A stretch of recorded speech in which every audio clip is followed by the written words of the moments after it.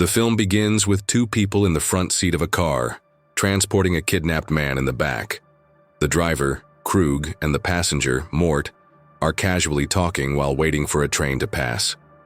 Suddenly, another car with masked individuals attacks them, killing Mort and rescuing Krug, a dangerous criminal. In the next scene, Mary is shown swimming laps in a pool while her mother, Emma, times her performance. Later, Emma visits the hospital where her husband works, but he barely notices her, as he is too busy with an emergency case. Soon after, Emma and Mary are driving home when they receive a phone call. Mary complains, asking if her mother will be working all the time. Emma then hangs up.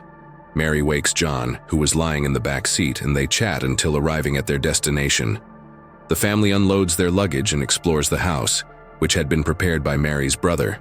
Later, Mary goes for a walk and discovers a nearby lake. She swims for a while, then showers, changes clothes, and rejoins her parents. Afterwards, she asks for permission to go see her friend Paige. Emma agrees, giving her the car keys and some money. Mary drives into town and meets Paige at a supermarket.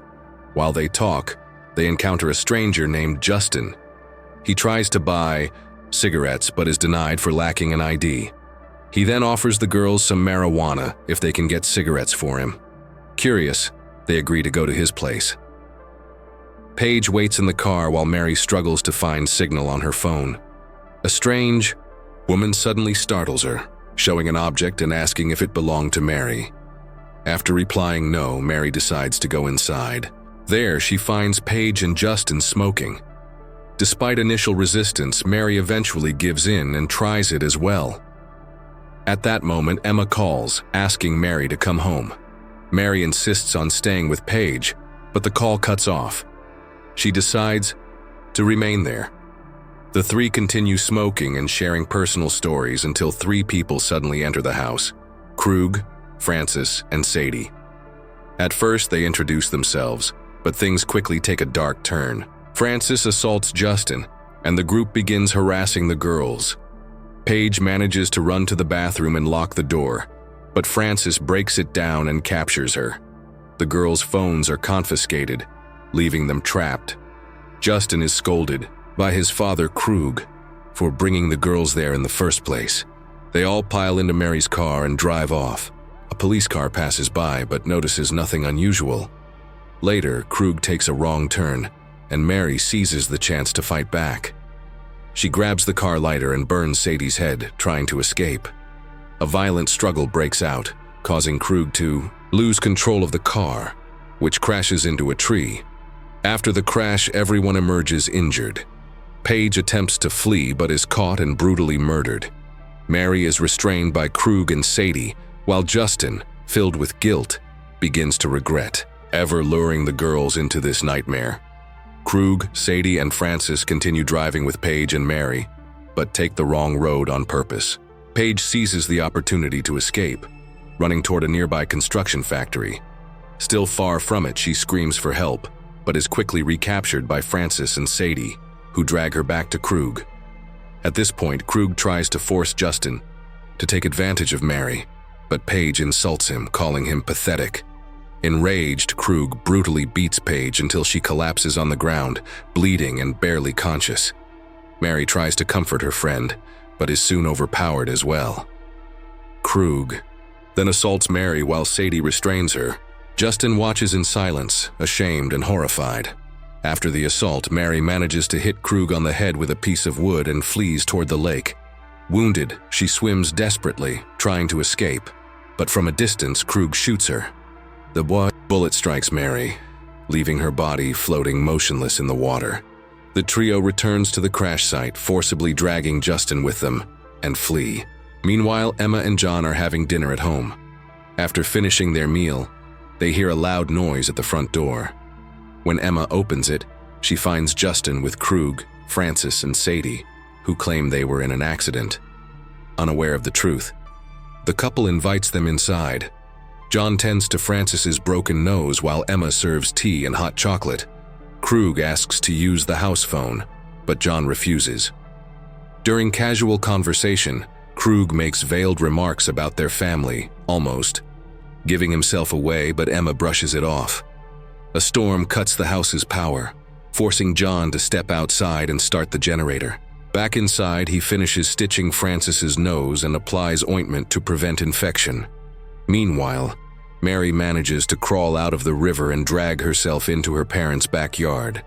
Emma discovers her daughter, battered and barely alive, and urgently calls for John. Together, they carry Mary inside and perform emergency care, managing to revive her. John sutures her wounds with a sterilized knife and realizes she was assaulted. Emma later finds Mary's necklace on the kitchen table next to a disposable cup. Clear proof the intruders had been there. Horrified, she and John finally grasp the danger they are in. Emma panics, but John convinces her to stay focused so they can survive the night. Back in the guest house, Justin eyes his father's gun, clearly contemplating using it. When Krug gets up distracted, Justin seizes the chance and hides the weapon. Meanwhile, John and Emma plan to retrieve the boat key to prepare an escape route. Emma pretends to look for a bottle of wine in the fridge, but discreetly observes the criminals, making sure they don't realize the truth. While Krug is distracted talking, John is still in the garage picking up a tool. Pretending to stay calm, Emma invites Krug to wait for her in the bathroom, suggesting they could drink some wine together. As Krug walks through the living room, he notices Mary injured and begins to question what's happening.